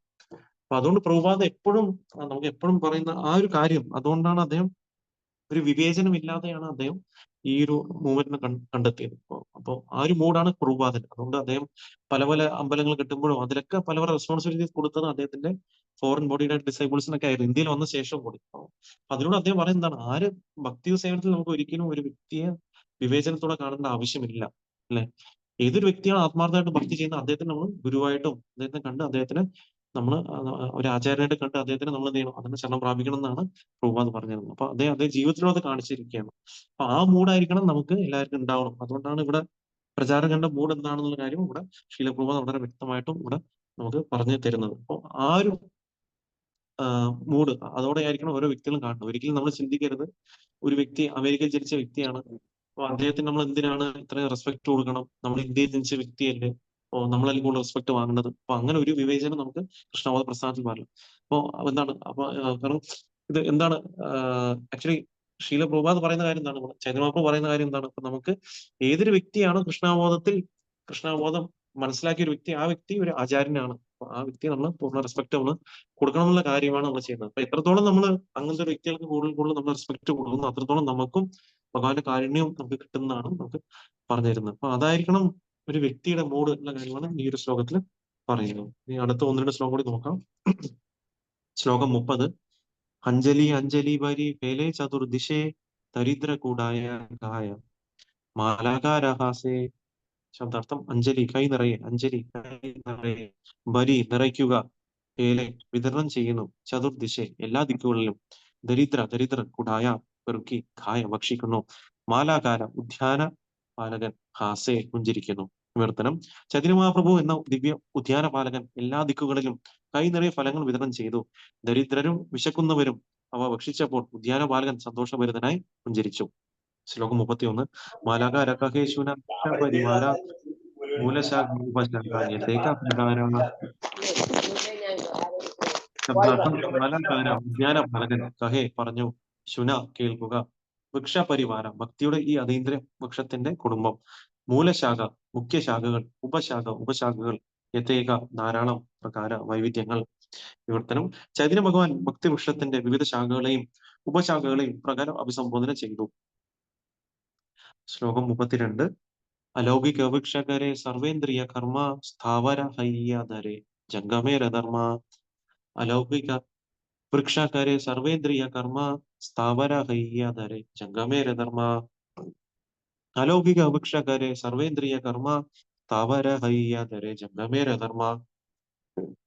ശബ്ദാർത്ഥം: അലൗകിക അതീന്ദ്രിയം, വൃക്ഷ മരം, കരെ ചെയ്യുക, സർവ ഇന്ദ്രിയ എല്ലാ ഇന്ദ്രിയങ്ങളും, കർമ്മ പ്രവൃത്തികൾ, സ്ഥാവര അചരങ്ങൾ ആയിത്തീരുന്നു, ധരെ സ്വീകരിക്കുന്നു, ജംഗമേരെ ചരിക്കുന്നവയുടെ ധർമ്മ പ്രവൃത്തികൾ. വിവർത്തനം ഭാവ കൃഷ്ണ ഭക്തി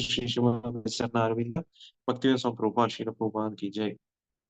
വിവർത്തനം: ഭക്തിയുടെ ഈ വൃക്ഷം ദിവ്യമാകയാൽ അതിന്റെ ഓരോ അവയവത്തിനും മറ്റെല്ലാ അവയവങ്ങളുടെയും കർമ്മങ്ങൾ നിർവഹിക്കാൻ കഴിയും. ഒരു വൃക്ഷം അചരം ആണെന്നാണ് കരുതപ്പെടുന്നതെങ്കിലും ഈ വൃക്ഷം ചരിക്കുന്നതാണ്. ഭാവാർത്ഥം: ഒരു വൃക്ഷം ഒരു സ്ഥലത്ത് തന്നെ നിൽക്കുന്നതാണ് നിൽക്കുന്നത് ആയാണ് ഭൗതിക ലോകത്തിൽ നമ്മുടെ പ്രായോഗികമായ അനുഭവം. പക്ഷെ ആധ്യാത്മിക ലോകത്തിൽ ഒരു വൃക്ഷത്തിന് ഒരു സ്ഥലത്തിൽ നിന്നും മറ്റൊരു സ്ഥലത്തിലേക്കും പോകാൻ കഴിയും. അതിനാൽ ആത്മീയ ലോകത്തിൽ എല്ലാ അലൗകികം, അസാധാരണം അല്ലെങ്കിൽ അതീന്ദ്രിയം എന്ന് വിളിക്കപ്പെടുന്നു.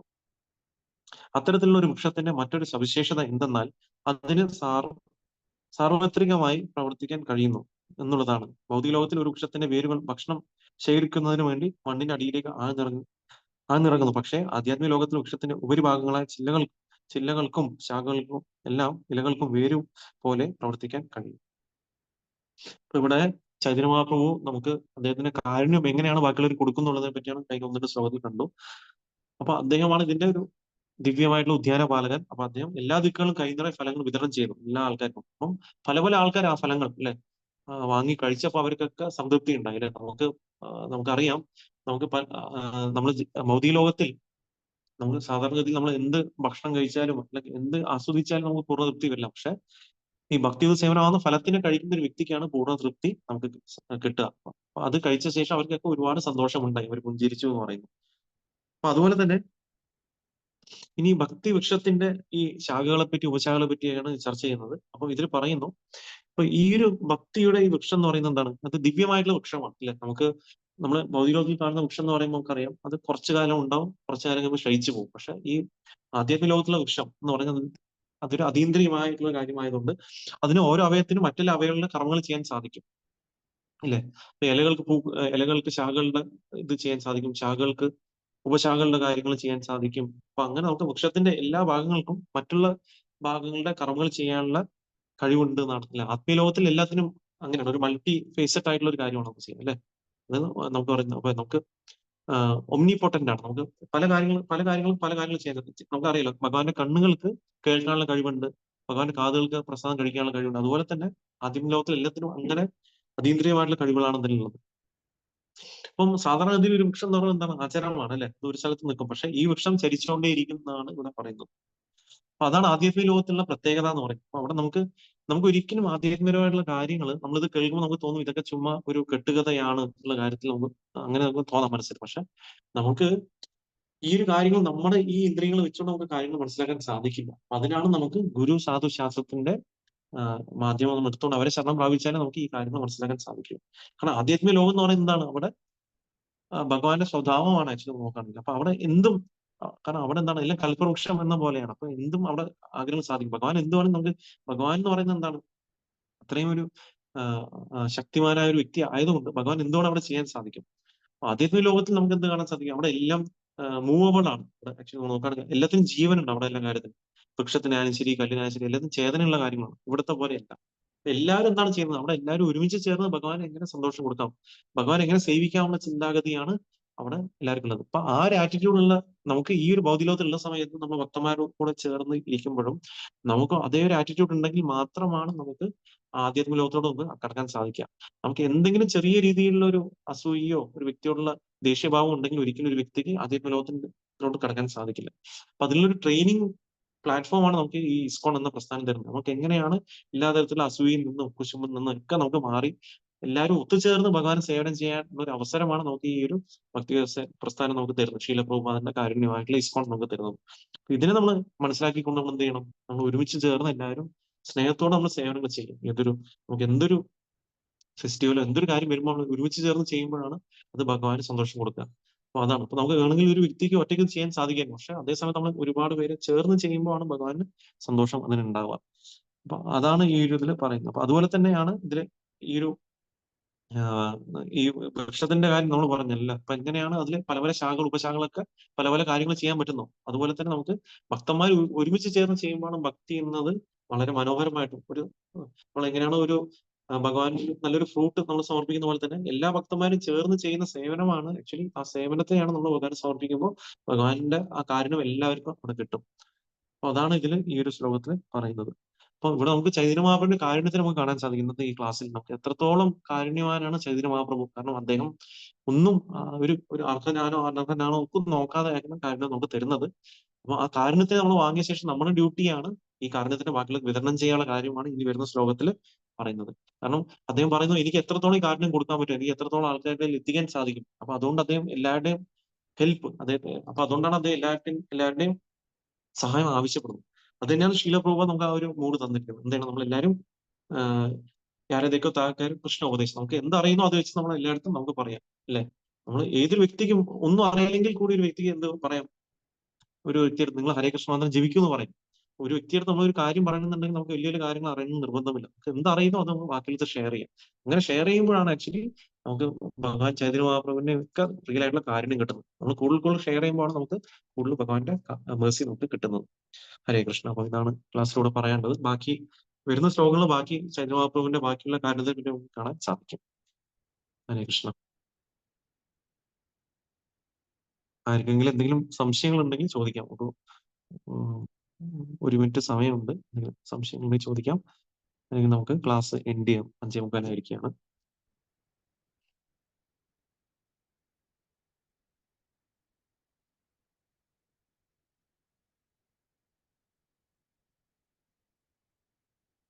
ഓക്കെ. അപ്പൊ ആർക്കും ഒന്നും സംശയങ്ങളൊന്നും ഇല്ലാന്ന് തോന്നുന്നു. അങ്ങനെയാണെന്നുണ്ടെങ്കിൽ നമുക്ക് ഇന്നത്തെ ക്ലാസ് എൻഡ് ചെയ്യാം. വന്നു ചേർന്ന എല്ലാ ഭക്തന്മാർക്കും വിനീതമായ നന്ദി. ഹരേ കൃഷ്ണ.